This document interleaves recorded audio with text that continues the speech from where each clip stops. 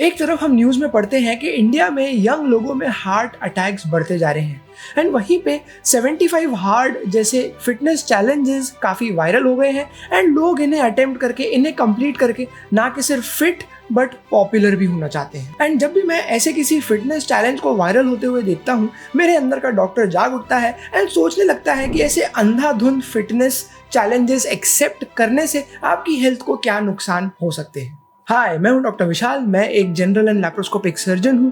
Weight loss surgery से लेके diet, nutrition, lifestyle, fitness, इन सारे ही टॉपिक्स पे हम इस चैनल पे चर्चा करते हैं।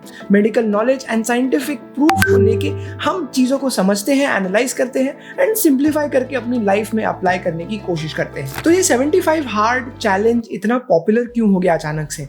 तो इंडिया में ये पॉपुलर है एक एथलीट अंकित बय्यनपुरिया की वजह से। अंकित बय्यनपुरिया एक रेसलर है सोनीपत, हरियाणा से एंड वो फेमस हो गए 75 हार्ड चैलेंज को कंप्लीट करने के लिए बिकॉज वो एक छोटे गांव से हैं जहाँ पे उनके पास फैंसी जिम या महंगी डाइट फॉलो करने की सुविधा नहीं थी, कोई फिटनेस इन्फ्लुएंसर ट्रेनर उनके पास नहीं था। इसलिए उन्होंने अपनी मिडिल क्लास लाइफ अपनी लिमिटेड रिसोर्सेज में ही इस चैलेंज को कंप्लीट कर दिया। तो लोग उनके काफ़ी फ़ैन हो गए, सब उनसे रिलेट करने लगे, यहाँ तक कि नरेंद्र मोदी जी भी उनसे इम्प्रेस हो गए एंड उसी के साथ वो एक नेशनल सेंसेशन बन गए। बट इंटरेस्टिंगली 75 हार्ड चैलेंज का ओरिजिन इंडिया में नहीं है। इसे 2019 में शुरू किया था मिस्टर एंडी फ्रिसेला ने, जो कि एक अमेरिकन बिजनेसमैन है। वो पर्सनली अपनी लाइफ में काफ़ी स्ट्रगल कर रहे थे एंड उसे लग रहा था कि मैं चाहे जितनी भी मेहनत करूं, मैं रिजल्ट्स नहीं देख पा रहा हूं। तो एक तरीके से वो मेंटली भी वीक थे एंड फिजिकली भी कोई बहुत फिट नहीं थे। फिर वो इंस्पायर हुए मिस्टर जेम्स लॉरेंस से। मिस्टर जेम्स लॉरेंस एक कैनेडियन अमेरिकन एथलीट है जिन्होंने रिकॉर्ड बनाया 50 आयरन मैन रेसेस को 50 डेज में खत्म करने के लिए। मिस्टर जेम्स लॉरेंस ने ये चीज 50 दिनों तक करी, नॉन स्टॉप, हर दिन।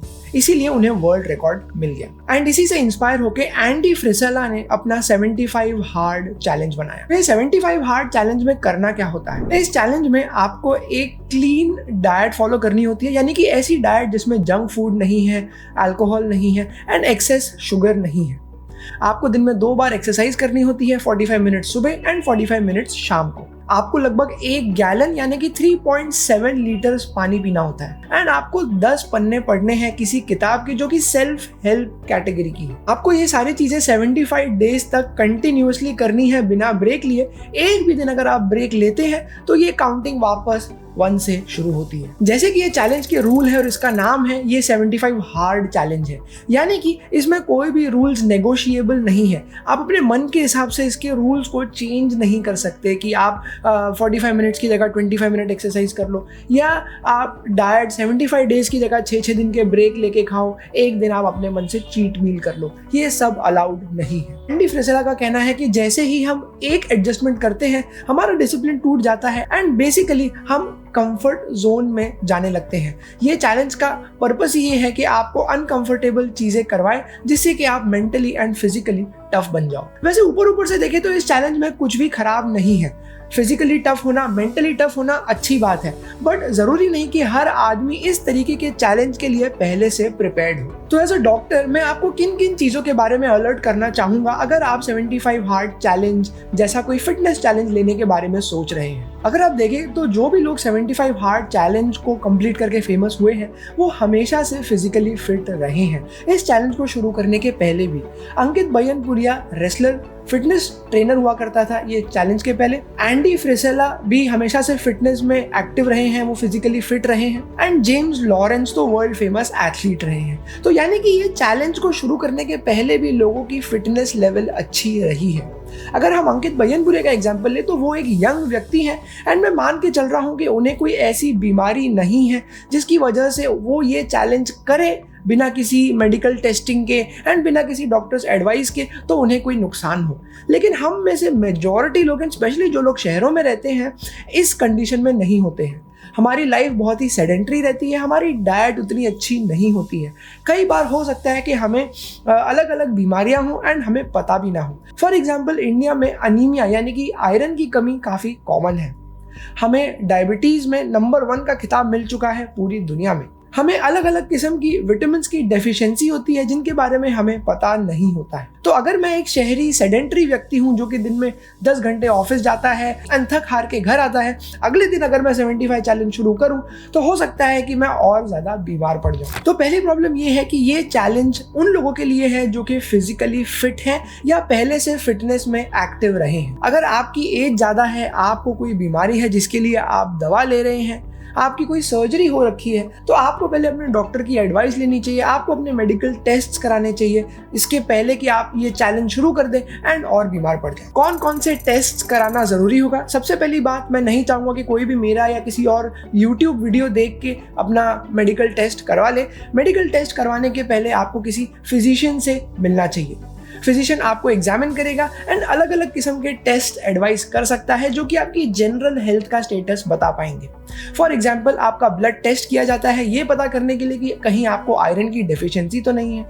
आपके ब्लड टेस्ट के through vitamin D, vitamin B and अलग अलग किस्म के मल्टीविटामिन की डेफिशिएंसी पता लगाई जा सकती है। सेकेंड प्रॉब्लम 75 हार्ड चैलेंज की ये है कि इसमें कोई गाइडलाइंस नहीं दी गई है कि आपको किस किस्म की डाइट फॉलो करनी है। ये एक्सपेक्ट करता है कि आपको एक वर्किंग नॉलेज होगी हेल्दी डाइट की एंड आप जानते हैं कि इसको कैसे फॉलो करना है। हो सकता है कि लोग अनजाने में किसी ऐसे किस्म की एक्सट्रीम डाइट पे चले जाएं जिससे कि उन्हें इतनी फिजिकल एक्टिविटी करने की ताकत ही ना मिले, जिससे कि उन्हें अलग अलग किस्म की डेफिशिएंसीज हो जाए, कार्बोहाइड्रेट्स, प्रोटीन्स, मल्टीविटामिन्स, मिनरल्स वगैरह की। फॉर एग्जाम्पल, अगर कोई व्यक्ति सोचे कि ये चैलेंज में मुझे एक्सरसाइज तो करनी है, पानी भी पीना है, अगर मैं खाने को एकदम कम कर दूं तो मैं फटाक से वेट लूज कर लूंगा और 6 पैक ऐप बना लूंगा। यहीं पे वो गलती कर देगा, बिकॉज इतनी फिटनेस, इतनी फिजिकल एक्सरसाइज करने के लिए आपको काफ़ी सारे बॉडी में न्यूट्रिशन की भी ज़रूरत पड़ती है।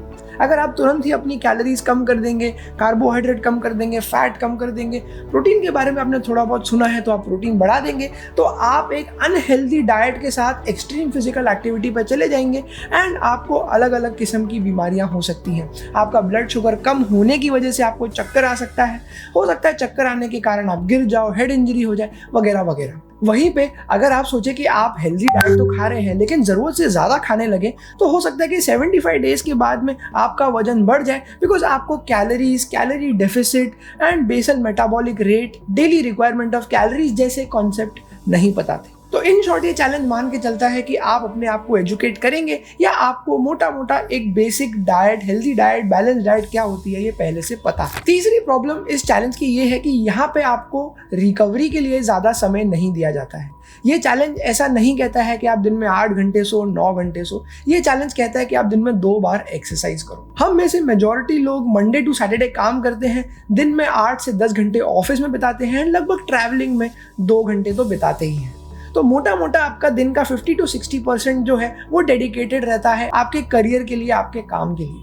जो बचे हुए 12 से 14 घंटे हैं उसी में आपको ये 75 हार्ड चैलेंज को फिट करना है। वहाँ पे अगर आप 8 घंटे सो जाएंगे तो आपके पास ज़्यादा समय नहीं बचेगा दिन में 2 बार एक्सरसाइज करने के लिए एंड एक स्ट्रिक्ट डाइट फॉलो करने के लिए। उसके ऊपर अगर आप इतनी सारी चीज़ें कर रहे हैं तो आपको रिकवरी के लिए भी एडिक्वेट टाइम मिलना चाहिए। यहाँ पे हम नॉर्मली दिन में 8 घंटे सोने का समय नहीं निकाल पाते हैं, तो दिन में 2 बार एक्सरसाइज एंड स्ट्रिक्ट डाइट के बाद में रिकवरी का समय निकालना और भी मुश्किल हो जाता है। एंड बिना रिकवर हुए अपने बॉडी को पुश करने का नतीजा हम सब जानते हैं एंड वो काफ़ी न्यूज़ में पॉपुलर भी है। यंग एज में हार्ट अटैक्स, लोगों का जिम में कोलैप्स हो जाना एंड उसी के साथ उन्हें अनगिनत किस्म की इंजरीज होना। तो अगर मैं कोई चीज़ और ऐड कर पाता इस 75 हार्ड चैलेंज को थोड़ा और क्लियर बनाने के लिए, तो वो है कम से कम 6 से 7 घंटे की रिकवरी या नींद का समय इसमें कंपल्सरली इंक्लूड कर देना। वेस्टर्न कंट्रीज में लोग मंडे टू फ्राइडे काम करते हैं एंड फ्राइडे इवनिंग ऑनवर्ड्स उनका वीकेंड शुरू हो जाता है। तो एक तरीके से आप कह सकते हैं कि उन्हें रिकवरी के लिए थोड़ा ज़्यादा समय मिलता है। अंकित बयनपुरिया की बात करी जाए तो वो हमारे नॉर्मल शहरी व्यक्ति जैसा टाइम टेबल नहीं फॉलो करता है। उसके पास समय है 4 से 5 घंटे एक्सरसाइज करने का एंड वो ऐसी जगह पे रहता है जहाँ पे उसे ट्रेन, कैब पकड़ के ऑफिस जाके 10 घंटे एक ही जगह नहीं बैठना होता है। चौथी प्रॉब्लम ये है कि 75 हार्ड चैलेंज की कोई बहुत स्ट्रॉन्ग साइंटिफिक बेसिस नहीं है। ये 75 नंबर कैसे आया, हम इतने ही गैलन या इतने ही लीटर पानी क्यों पी रहे हैं, दिन में 2 बार एक्सरसाइज क्यों करनी है। इस चैलेंज को सिर्फ एक व्यक्ति ने अपने मन से बनाया है ये सोच के कि ये उसके लिए हार्ड है एंड बाकी लोग भी अगर इसे फॉलो करेंगे तो उनकी भी लाइफ इंप्रूव हो जाएगी। बट हम जब भी किसी दूसरे व्यक्ति को, स्पेशली एज अ डॉक्टर, जब मैं किसी दूसरे व्यक्ति को कोई भी चीज़ करने के लिए रेकमेंड करता हूँ, चाहे वो एक गोली क्यों ना खानी हो या कोई एक्सरसाइज ही क्यों ना करनी हो, हम ट्राई करते हैं कि उसको साइंटिफिक तरीके से बैकअप करें। हमें पता होना चाहिए कि ये फलानी चीज़ अगर 100 लोगों में करी जाए तो उसके क्या फ़ायदे हैं, क्या नुकसान है। जहाँ तक 75 हार्ड चैलेंज की बात आती है, ऐसी कोई स्टडी नहीं है जो कि ये बताती है कि यस, इससे आपका फायदा ही होगा। एंड लास्ट एंड सबसे इंपॉर्टेंट प्रॉब्लम ये है कि जब ये चैलेंज खत्म हो जाएगा तो हमें डर है कि लोग अपनी पुरानी आदतों पे वापस आ जाएंगे, बिकॉज 75 एक फाइनाइट नंबर है। आप अपने आप को मोटिवेट कर सकते हो 75 डेज के लिए, बट ये चैलेंज खत्म होने के बाद अगर आप अपनी पुरानी आदतों पे फिर से आ गए तो इस चैलेंज का कोई मतलब नहीं रह जाता है। तुमसे ना हो पाएगा, हमें तुम्हारे लक्षण बिल्कुल ठीक नहीं लग रहा है, तुमसे ना हो पाएगा। तो फिर इस चैलेंज को हम सेफ एंड इजी कैसे बना सकते हैं? द आंसर इज कि इस चैलेंज के लिए अपने आप को पहले से प्रिपेयर करके, जैसे किसी भी मेजर एग्ज़ाम के लिए हम 6 महीने साल भर पहले से पढ़ाई शुरू करते हैं।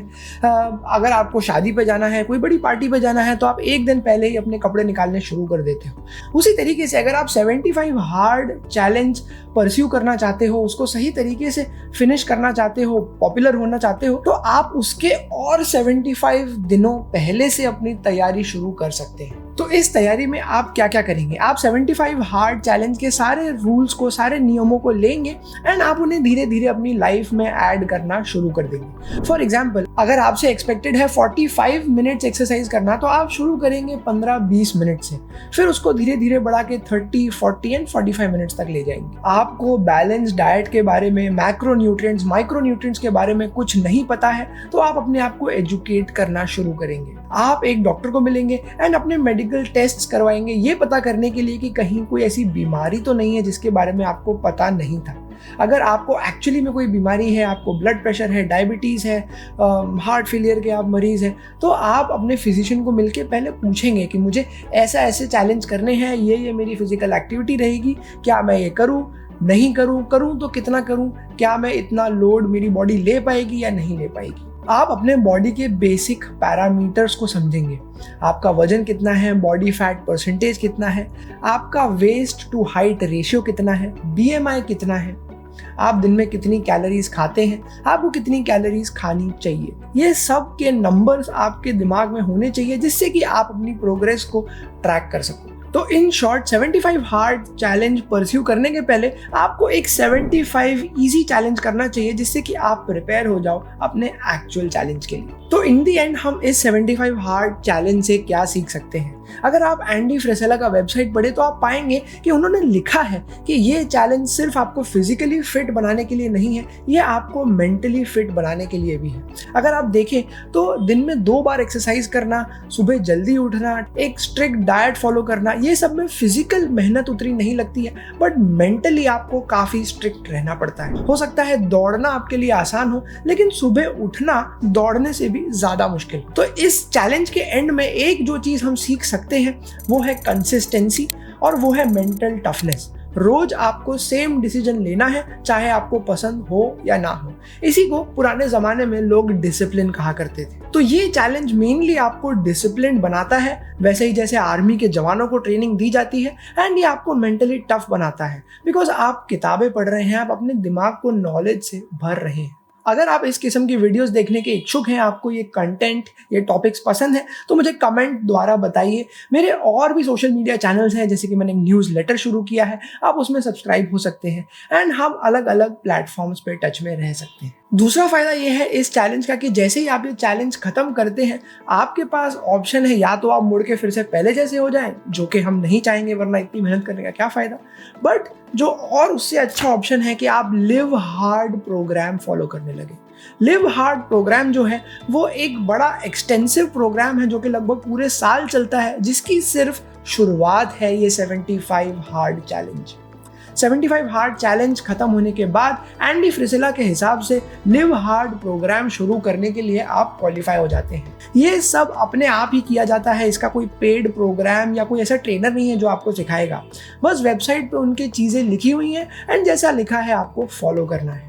तो 75 हार्ड चैलेंज के बाद में लिव हार्ड प्रोग्राम का फेज 1 शुरू हो जाता है। फेज 1 में 75 हार्ड चैलेंज के अलावा आपको 3 और एडिशनल टास्क करने होते हैं, जिसमें आपको कोल्ड शावर लेना है, आपको 3 इंपॉर्टेंट काम करने हैं अपने दिन में, एंड आपको 10 मिनट बैठ के चीज़ें विजुअलाइज करनी है कि आप कैसे फिट होंगे, आप कैसे अपने लाइफ को प्लान करेंगे, अपने बारे में सोचना है। फेज 1 के बाद में फेज 2 आता है, जिसमें आपको फिर से 75 हार्ड चैलेंज वाली चीज़ें फॉलो करनी है 30 डेज के लिए। एंड फेज 2 के बाद में आता है फेज 3। फेज 3 में आपको 75 हार्ड चैलेंज वाली चीज़ें करनी है, फेज 2 वाली चीज़ें करनी है, एंड कुछ और एडिशनल चीज़ें करनी है, जैसे कि आपको स्ट्रेंजर से, अनजान लोगों से बात करके जीवन के बारे में सीखना है, एंड आपको लोगों की तरफ काइंडनेस दिखानी है, आपको उन्हें गिफ्ट देना है, उनकी मदद करनी है। तो ये सब करते हुए लगभग 1 साल निकल जाएगा, एंड उसके बाद आप एक अलग किस्म के व्यक्ति बन चुके हो। आई होप कि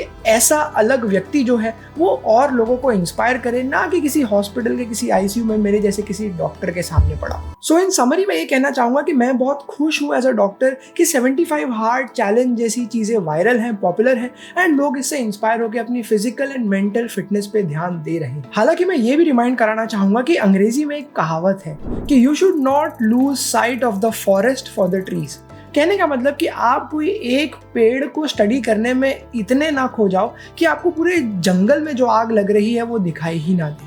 तो अगर आपको 75 हार्ड चैलेंज करना है, अपने बॉडी को फिट बनाना है फिजिकली, मेंटली, तो आप उसके पीछे इतना ना डेडिकेट हो जाओ कि आपको ओवरऑल अपनी हेल्थ का नुकसान दिखाई ही ना दे। आप रिकवर नहीं हो रहे हो लेकिन एक्सरसाइज कर रहे हो, आपको बीमारी है आप इग्नोर कर रहे हो, आपको दवा चल रही है लेकिन आप खा नहीं रहे, ये ओवर कॉन्फिडेंस कहीं आपको लेना डूबे। तो आप फिजिकल मेंटल हेल्थ चैलेंजेस को फॉलो कीजिए, ना कि सिर्फ ये बट कोई और भी अगर आपको पसंद हो, but with due precaution and preparation. So that was it from me for today. I am Dr. Vishal and I will see you very soon in the next video.